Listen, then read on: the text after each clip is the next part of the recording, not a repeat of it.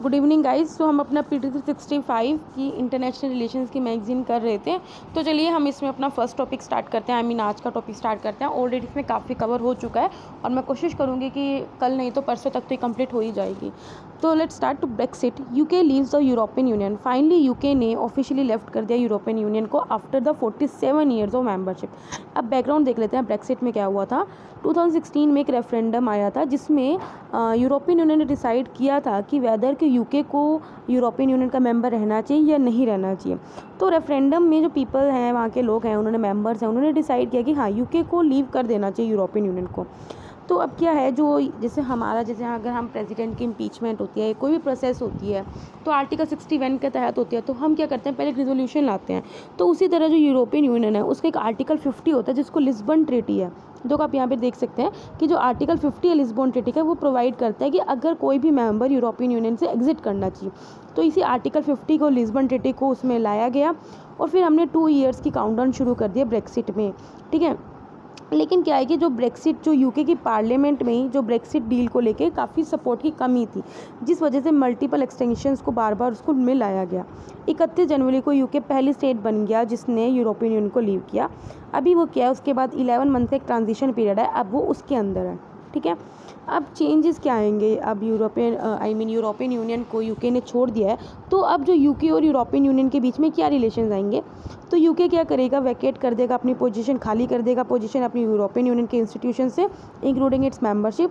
अब British minister ना वहाँ की कोई भी यूरोपियन यूनियन की जो रेगुलर मीटिंग्स हैं ना उनको अटेंड करेंगे, और जो प्राइम मिनिस्टर जो यूके के थे वो ना वहाँ के ऑटोमेटिकली अटेंडी भी नहीं रहेंगे जो भी यूरोपियन काउंसिल के समिट्स होती थी। लेकिन अगर उन्हें स्पेशल इन्विटेशन दिया जाता है तो वो ज्वाइन कर सकते हैं कोई भी समिट यूरोपियन यूनियन की।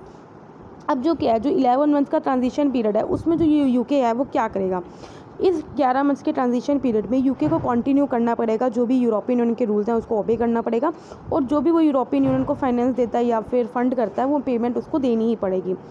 फॉर एनी लीगल, अगर कोई भी डिस्प्यूट होता है इस दौरान 11 मंथ्स के दौरान यूके और यूरोपियन यूनियन के बीच में, तो उसे कौन सुलझाएगा, यूरोपियन कोर्ट ऑफ जस्टिस है, वो उसका फाइनल एडजुडिकल होगा। Till a deal is sine between the European union and UK, जो ट्रेड रूल्स हैं अभी वो सेम रहेंगे, जो प्री ब्रेक्सिट ईरा के थे वही सेम एप्लीकेबल रहेंगे। लेकिन अब क्या, जो ब्रिटेन है वो फ्री है कि वो किसी भी अदर कंट्री से निगोशिएट कर सकता है इंडिविजुअली।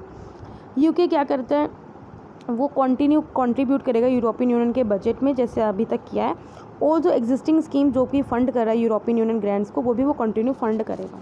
ठीक है, यूरोपियन यूनियन है क्या, यूरोपियन यूनियन क्या, इसमें 27 यूरोपियन कंट्रीज़ हैं, इकोनॉमिक और पॉलिटिकल यूनियन है। ये क्या करता है, ये इसलिए बना ताकि लोग फ्रीली ट्रेड कर सकें, लोग आ जा सकें एक दूसरे की कंट्री में, वहाँ पे रह सकें, ट्रेड कर सकें और वर्क कर सकें किसी भी कंट्री में जहाँ वो उनका मन करे। ठीक है, आर्टिकल 50 लिस्बन ट्रीटी का मैं आपको बता ही चुकी हूँ, ये एक प्रोवाइड करता है कि अगर कोई मेंबर यूरोपियन यूनियन से एग्जिट करना चाहता है तो ये उसके बारे में है। यूरोपियन यूनियन की अपनी करेंसी है जो कि यूरो है। ठीक है, जो कि 19 मेंबर्स के द्वारा यूज़ की जाती है, उसको यूरो जोन बोलते हैं, और इनकी खुद की पार्लियामेंट है, यूरोपियन यूनियन की खुद की पार्लियामेंट है। लाइक हर एक कंट्री की अपनी पार्लियामेंट तो भाई, साथ में जो यूरोपियन यूनियन है उसकी भी खुद की पार्लियामेंट है और खुद के उसके कुछ इंस्टीट्यूशंस हैं।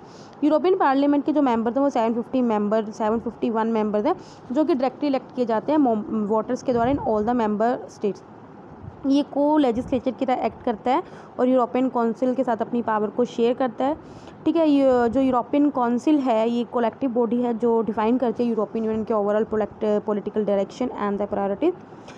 इसमें जो यूरोपियन जो काउंसिल है इसके अंदर हेड ऑफ स्टेट होते हैं या गवर्नमेंट होते हैं जो भी यूरोपियन मेंबर होते हैं, along with the president of European council and the president of the European commission. जो यूके था उसने यूरोपियन यूनियन 1973 में ज्वाइन किया था और 47 ईयर्स बाद फाइनली उसने अपनी मेंबरशिप को वहाँ से लीव कर दिया। नेक्स्ट न्यूज़ पे आते हैं, ईरान यूएसए स्टैंड ऑफ। देखो स्टैंड ऑफ क्या होता है, जब एक दूसरे की जो आर्मीज़ होती हैं, ईरान और यूएसए की आर्मीज़ एक दूसरे को आमने सामने खड़ी रही, जैसे अभी इंडिया और चाइना का स्टैंड ऑफ हुआ था। ठीक है, उसी तरह ईरान और यूएसए में स्टैंड ऑफ हुआ था। एयर रेड के दौरान यूएस ने क्या किया, अटैक किया और कसीम सोलेमानी को मार दिया, जो कि वहाँ पे ईरान की जो कुद्स फोर्स हैं उसके हेड हैं। जैसे ईरान में एक रेगुलर आर्मी है, उसी तरह एक इंडिपेंडेंट ईरान की आर्म्ड फोर्सेस की ही ब्रांच है। ठीक है, उसी को इन्होंने बोला कुद फोर्स। ठीक है, कुद फोर्स क्या है, इस्लामिक रिवॉल्यूशन गार्ड कोर्प्स है उसी को पसरादन बोलते हैं।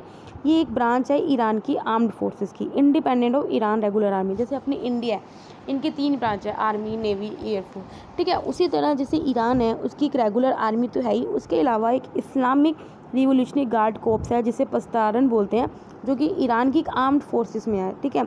कुद फोर्स क्या है, एक विंग है किसकी, इसकी इस्लामिक रिवॉल्यूशनरी गार्ड कोर्प्स क्या है, एक तरह से इंडियन ईरान की जो ये पसदारन है ना, इसी की क्या एक विंग है, पार्ट है, जो कि रिस्पॉन्सिबली होती है प्राइमरी फॉर फॉरेन ऑपरेशन के लिए रिस्पॉन्सिबल है। तो इन्होंने क्या किया, कुछ फोर्स के जो हेड थे कसीम सुलेमानी, यूएस ने क्या कर दिया, उनको मार दिया एयर रेड में। अब यूएसए ने अपने एक्शन को कैसे जस्टिफाई किया, तो ये भी सुन लें। यूएसए ने आरोप लगाया जो जनरल सुलेमानी है वो क्या कर रहा था, वो प्लान्स बना रहा था कि ताकि जो इराक में इस वक्त अमेरिकन के डिप्लोमेट्स रह रहे हैं या जो सर्विस मेंबर्स हैं उनके रीजन में उनको मारने के लिए प्लान्स बना रहा था, ठीक है। ये यूएसए ने आरोप लगाया। ईरान को अभी अबॉन्डन भी किया गया न्यूक्लियर डील लिमिट्स में under joint comprehensive plan of action. अभी joint comprehensive plan of action क्या है, देखो इसमें क्या है, देखो मैं आपको ऊपर से बता देती हूँ, भी पढ़ लेंगे। Joint comprehensive plan of action में ये है कि इसमें कुछ लिमिट लगा रखे कि हाँ आप इतना स्टॉक अपने पास रखते हो, जैसे जो न्यूक्लियर वेपन्स हैं या फिर जैसे जो टॉक्सिक कंपाउंड्स हैं जिससे बम वगैरह बनाते हैं, तो ये कुछ इसका है कि हाँ लिमिटेड आप रख सकते हो। तो अमेरिका कहना है कि ईरान ने अभी उस अपनी लिमिट को क्रॉस किया है, मतलब ज़्यादा स्टॉक रख के, ठीक है। तो यही कहना है। आगे पूरा पढ़ लेते हैं। जो ईरान की डील हुई थी जिसे बोलते हैं joint comprehensive plan of action, ये एग्रीमेंट 2015 में हुआ था। किस किस के बीच में, ईरान और अलग 6 वर्ल्ड कंट्री जैसे USA, China, Russia, Britain, France, Germany plus the European union. इस एग्रीमेंट के दौरान ईरान ने बोला था कि ठीक है वो जो अपना मीडियम एंड मतलब यूरेनियम का भी जैसे लो, मीडियम, हैवी, ऐसे इस तरह के 3 क्वालिटीज़ के होते हैं। तो जो मीडियम क्वालिटी का जो यूरेनियम है वो उसने बोला था कि ठीक है वो अपना स्टॉक कम्प्लीटली एलिमिनेट कर देगा, और जो उसका लो एंड यूरेनियम है उसको 98% रिड्यूस कर देगा ऑलमोस्ट, और 2/3 उसका गैस सेंट्रीफ्यूगस भी रिड्यूस कर देगा 13 साल में। कब, 13 साल तक, अंटिल 2031, ठीक है। 2015 में ये सब हुआ था कि मैं इतना कर दूंगा, मतलब until 2031।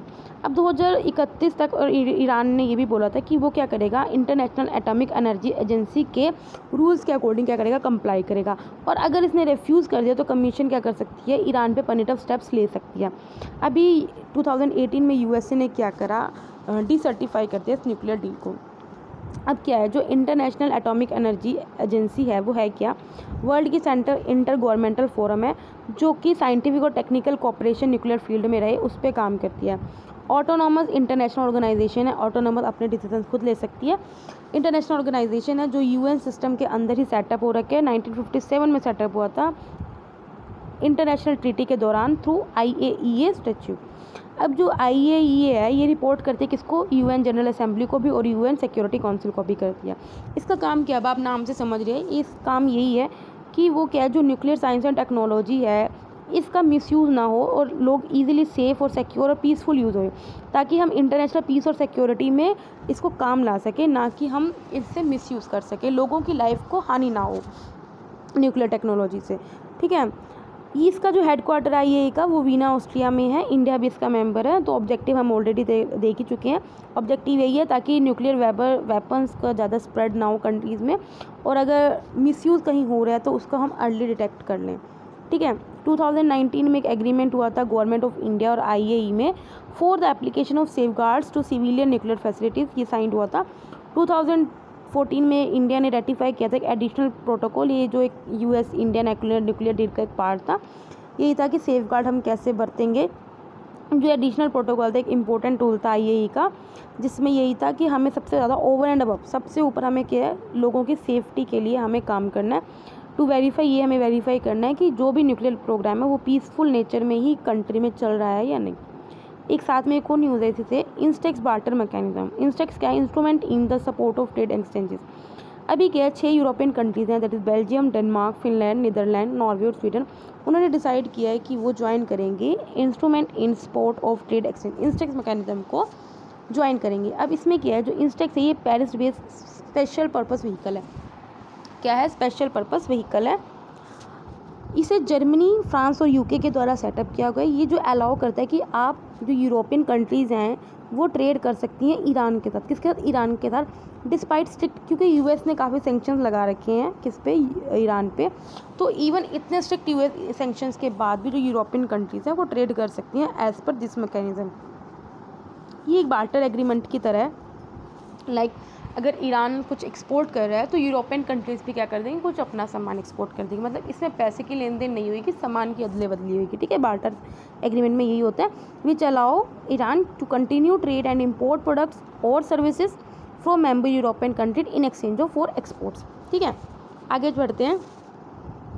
US Taliban agreement. USA ने अभी साइन किया है तालिबान के साथ एक एग्रीमेंट दोहा कतर में, agreement for bringing peace to Afghanistan, कि हम किस तरह अफ़गानिस्तान में पीस लेके आ सकें।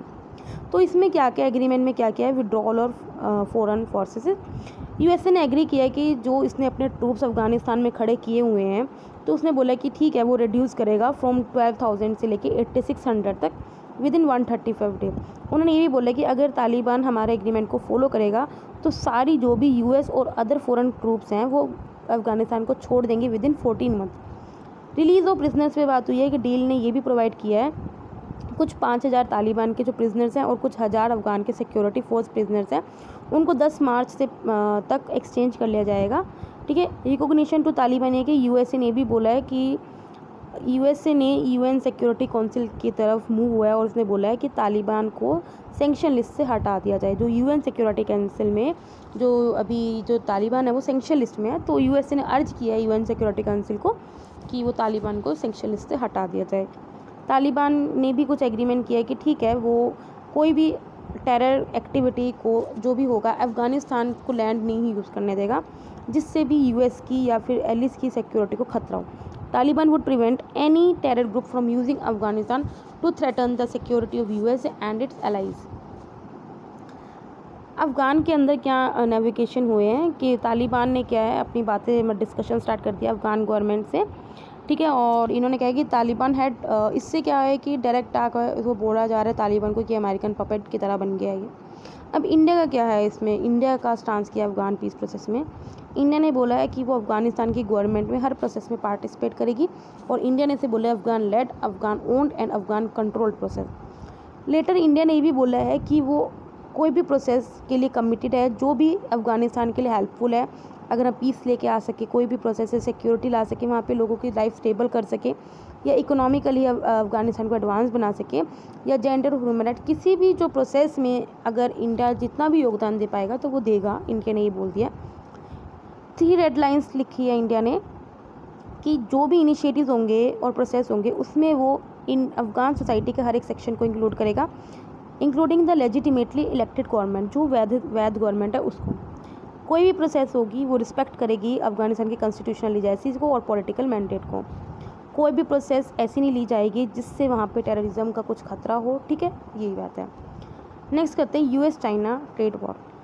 यूएस ने फाइनली चाइना को एक करेंसी मैनिपुलेटर के नाम से बोल दिया, जिस वजह से यूएस और चाइना में जो ट्रेड वार चल ही रहा था वो और बढ़ गया है। पहली बार ऐसा हुआ है कि यूएसए ने किसी कंट्री को मैनिपुलेटर बोला है 1990 के बाद से, जब चाइना तब भी टारगेट था। करेंसी मैनिपुलेशन क्या होता है कि कोई कंट्री क्या कर देती है, जानबूझ के इंटेंशनली अपनी करेंसी को डेप्रिशिएट कर देती है। ठीक है, ये कब करती है? ताकि वो एक्सचेंज रेट अपना बढ़ा सके to gain an unfair advantage in trade. Move कब हुई? जब पीपल बैंक ऑफ चाइना, जो चाइना का पीपल्स बैंक है, जो सेंट्रल बैंक है चाइना का, जैसे अपना इंडिया का जो सेंट्रल बैंक है वो आरबीआई है, उसी तरह जो चाइना के सेंट्रल बैंक ने क्या किया, युआन को एक दिन में कितना सडनली डिप्रिशिएट किया डॉलर के मुकाबले, नियर अबाउट 2%। एकदम से एक दिन में उसने पीपल बैंक ऑफ चाइना ने जो चाइना की करेंसी युआन को इतना ज़्यादा डेप्रिशिएट कर दिया। अब क्या होता है ट्रेड वार? ट्रेड वार जब होता है जब एक कंट्री क्या करती है दूसरी कंट्री से बदला लेती है बाय रेजिंग इम्पोर्ट तारीफ और प्लेसिंग अदर रेस्ट्रिक्शन, या तो इम्पोर्ट पे तारीफ बढ़ा देगी, टैक्सेस बढ़ा देगी या कुछ रेस्ट्रिक्शंस लगा देगी ट्रेड में। यूएस चाइना ट्रेड वॉर ये काफ़ी लंबे समय से चल रहा है। वैसे तो देखा जाए 2018 में यूएसए को चाइना के साथ ट्रेड करके कितना ट्रेड डेफिसिट हुआ था, $420 बिलियन नियर अबाउट। यूएसए ने फिर तारीफ लगाती थी उस पर $250 बिलियन की, ठीक है, चाइनीज़ गुड्स पे। और फिर चाइना ने इससे बदला लेने के लिए क्या किया, यूएस के कुछ गुड्स से उस पर भी $110 बिलियन की ड्यूटीज़ लगा दी थी। अब इस डेडलॉक को सॉल्व करने के यूएस और चाइना ने कुछ एग्रीमेंट किया। फेज़ 1 में उन्होंने एग्रीमेंट किया कि ट्रेड बैलेंस और तारीफ पे फोकस किया। फेज़ 2 पे उन्होंने फिर इंटेलेक्चुअल जो प्रॉपर्टी, जो मतलब कि हम लोगों की इनटेंगिबल सर्विसेज होती हैं, लाइक बीपीओ, नॉलेज शेयरिंग, इन सब चीज़ों पे क्या किया, फोकस किया। अब फेज़ 1 एग्रीमेंट के अंदर क्या है, यूएसए ने कहा कि अगर तो $250 बिलियन तक जो चाइनीज़ इंपोर्ट्स हैं उन पे तो 25% तारीफ लगाएंगे, लेकिन अगर वो $120 बिलियन तक लगा रही तो तारीफ कितनी रिड्यूस हो जाएंगी, 7.5%। फिर अब चाइना ने भी कुछ कमिट किया। चाइना ने बोला ठीक है भाई कि वो भी कुछ यूएस के गुड्स और सर्विसेज को अगले 2 साल तक इंपोर्ट करेंगी, और the total amount for which will exceed China's annual level of import, और $200 बिलियन से कम नहीं होना चाहिए। ये एग्रीमेंट एक डील की तरह है, जिसमें यह है कि अगर चाइना ने कुछ भी एग्रीमेंट को तोड़ा तो यूएस क्या करेगा, कुछ फिर री इम्प्लीमेंट कर देगा तारीफ को। ठीक है, चलिए आगे बढ़ते हैं।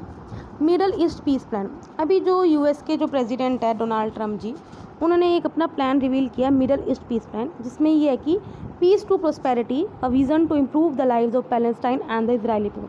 आपको पता है इसराइल और पैलेस्टाइन में भी काफ़ी कन्फ्लिक्ट चलते रहते हैं, तो वहाँ के लोगों की लाइफ को सुधारने के लिए या वहाँ पे पीस लाने के लिए, तो इसी प्लान को अनरिवील किया है किसने, डोनाल्ड ट्रम्प जी ने। उन्होंने क्या बोला है, जो जेरूसलम है उन्होंने बोला है कि इसे इजराइल की सॉवरेन कैपिटल बनाई जाएगी, और जो पैलेस्टाइन है उसकी कैपिटल अल-कुद्स बनाई जाएगी, जो कि जेरूसलम के ईस्ट में ही पड़ती है। प्लान ने बोला है कि इजरायली और पैलेस्टाइन की 4 साल दिए कि वो अपने बॉर्डर्स को एक्सेप्ट कर लें अपने मैप में। $50 बिलियन की इन्वेस्ट की है ताकि पैलेस्टाइन और जो नेबरिंग अरब स्टेट्स का इकोनॉमीज़ है उनको बूस्ट करने के लिए। साइन होने के बाद जो Israel Palestine piece agreement, Israel क्या करेगा, वो मेंटेन करेगा सिक्योरिटी, इवन वो पैलेस्टाइन की भी सिक्योरिटी को रिस्पॉन्सिबल होगा। ये बोले कि जो इसराइल है उसको पैलेस्टाइन के लोगों को अलाउ करना होगा, पैलेस्टाइन को अलाउ करना होगा, ताकि वो वहाँ के जो पोर्ट हैं, हाइफा और अशपोत पोर्ट है, उनको मैनेज कर सके। और हमास का डिसमेंटल होगा। एक्चुअली देखो, ये जो गजा है ना, गजा, इस जगह को कौन करता है, कुछ हमास होंगे, वहाँ अलग कोई एथनिक ग्रुप होगा या जो भी होगा, वो क्या करता है, उन्हें गवर्न करता है। तो अगर इनको रिमूव करा जाएगा तो काफ़ी जो कोस्टल स्ट्रिप है उसको क्या करेगा, वो सिग्निफिकेंटली चेंज हो जाएगा। अब ये करंट है, ये प्रपोज है कि ये भी यार, ये जो ऑरेंज कलर में बता दें ये पैलेस्टाइन का कंट्रीज़ हैं, और जो इसराइल है जो रेड में वो है। अब इंडिया का क्या कहना है इसके बारे में, इंडिया ने भी बोला कि 2 स्टेट सॉल्यूशन अच्छा हो सकता है, इससे बैलेंस अप्रोच होएगी। ये इसने बोला है कि ठीक है, एक सॉवरेन इंडिपेंडेंट स्टेट मिलनी चाहिए पैलेस्टाइन को। और उसने ये भी बोला है कि इंडिया की ग्रोइंग रिलेशनशिप विद, और वो जो इंडिया की रिलेशनशिप क्योंकि इसराइल के साथ बढ़ रही है, तो उसको मेंटेन रखते हुए तो इंडिया ने उस हिसाब से बैलेंस अपना क्या दिया है, सजेशंस दिए हैं। अब इसका रिस्पॉन्स क्या है, तो यूएस के डोनाल्ड ट्रम्प जी ने रिवील कर दिया। अब उनका क्या रिएक्शन है जिनके लिए रिवील किया। पैलेस्टाइन ने तो इमीडिएटली रिजेक्ट कर दिया, इसराइल ने प्रेस किया प्लान को कि हाँ ये रियलिस्टिक पाथ है to the durable peace. India ने क्या किया, रीएफएम, उन्होंने बोला कि इंडिया पैलेस्टाइन, इसराइल और पैलेस्टाइन को कि यार एक बार आपको रीएफएम करना चाहिए। ऑर्गेनाइजेशन ऑफ जो इस्लामिक कोऑपरेशन है उसने भी एकदम से प्लान को रिजेक्ट कर दिया। अभी जो ऑर्गेनाइजेशन ऑफ इस्लामिक कोऑपरेशन ये है क्या, ये भी इंटर गवर्नमेंटल ऑर्गेनाइजेशन है जो 1969 में फाउंड आउट किया हुआ था। इसके जो मेंबर्स हैं 57 स्टेट्स हैं जो मेनली 4 कॉन्टिनेंट से स्प्रेड है। इंडिया इसका मेंबर नहीं है। ऑर्गेनाइजेशन में यही है कि मेनली एक collective voice of Muslim world को देखता है और वर्क करता है ताकि जो मुस्लिम वर्ल्ड हैं उनके इंटरेस्ट सेफ गार्ड रहें, प्रोटेक्ट रहें। And promoting international peace and harmony. जो ऑफिशियल लैंग्वेजेस हैं वो अरब, इंग्लिश और फ्रेंच हैं, और जिसके एडमिनिस्ट्रेटिव सेंटर हैं वो जिदा, सऊदी अरब में। ठीक है गाइस, तो आज के लिए इतना ही रखते हैं, या आप बोलो तो एक टॉपिक और कर लेते हैं, चलो कर ही लेते हैं नाम। Non alignment movement summit. जो वाइस प्रेसिडेंट वेंकैया नायडू है उन्होंने 18th नॉन अलाइनमेंट मूवमेंट जो समिट थी बाकू में, अज़रबैजान में, वो अटेंड करी थी। देखो वैसे मैंने आई थिंक आपको पढ़ाया होगा ऑलरेडी, अभी इस साल भी हुई है, इस साल वर्चुअली हुई है ड्यू टू द कोविड, तो इस साल पीएम जी ने अटेंड की है। अब इस न्यूज़ में किया जो इस वक्त थीम था समिट का, upholding the Bandung principles to ensure concern and the adequate response to the challenges of the contemporary world. ये सेकंड टाइम है कि जो पीएम ने ये समिट को स्किप किया है, मतलब कि उन्होंने 2019 में भी ज्वाइन नहीं किया, वाइस प्रेसिडेंट ने किया वेंकैया नायडू ने, और 2018 में भी पीएम ने इस मीटिंग को स्किप किया, ठीक है। लेकिन हाँ 2020 में वर्चुअली थी तो पीएम जी ने अटेंड किया है। देखो नॉन अलाउंड मूवमेंट क्या है, जब कोल्ड वार चल रहा था यूएसएसआर और यूएसए के बीच में, तो हर बंदा हर कंट्री क्या कर रही थी, कोई यूएसए की साइड जा रही थी, कोई यूएसएसआर साइड जा रही थी। तो कुछ कंट्रीज़ ऐसी थी जिन्होंने डिसीज़न लिया था कि हम किसी भी साइड में नहीं जाएंगे, तो वो कंट्रीज़ क्या होगी, तो वो न्यूट्रल होगी थी। तो उस वक्त वो नॉन अलाउंड मूवमेंट बनाया था। नॉन अलाइंड मूवमेंट का जो ओरिजिन है वो 1955 में इंडोनेशिया में हुआ, बाइंडिंग में, ठीक है। इसमें 10 प्रिंसिपल्स ऑफ बाइंडिंग पे काम करता है, ठीक है, वही उसको गाइड करता है जो बाइंडिंग प्रिंसिपल। अभी तो बाइंडिंग प्रिंसिपल पे हम काम कर रहे हैं। जो नाम फाउंडेड हुआ था और उसकी जो फर्स्ट कॉन्फ्रेंस हुई थी वो 1961 में हुई थी, under the leadership of India. India में जवाहरलाल नेहरू के, यूगोस्लाविया में जोसेफ ब्रोज टिटो के, और इजिप्ट में जो थे गमल अब्दुल नसीब। घना और इंडोनेशिया में ये था, मतलब कि जो पहली जो कॉन्फ्रेंस हुई थी नाम की वो 1961 में हुई थी। किस किस कंट्री के under the leadership, India, Yugoslavia, Egypt, घना और इंडोनेशिया। इनके अंडर जो जो लोग हैं वो भी इनके लीडर्स आप देख लेना, वैसे ज़रूरी तो नहीं है, अपने इंडिया का याद कर लो, जवाहरलाल नेहरू। जो नाम में है 120 मेंबर्स हैं 2018 तक, जिसमें जो 53 कंट्रीज़ हैं वो अफ्रीका से हैं, 39 एशिया से हैं, 26 लैटिन अमेरिका से हैं और कैरेबियन से हैं, 2 यूरोप से हैं, बेलारूस और अजरबैजान, और 17 कंट्रीज़ और 10 इंटरनेशनल ऑर्गेनाइजेशन हैं जो कि ऑब्जर्वर हैं नाम समेत। ठीक है गाइस, तो फिर आज के लिए इतना ही रखते हैं, कल हम अपना नेक्स्ट टॉपिक से स्टार्ट करेंगे। तब तक के लिए बाय बाय, टाटा।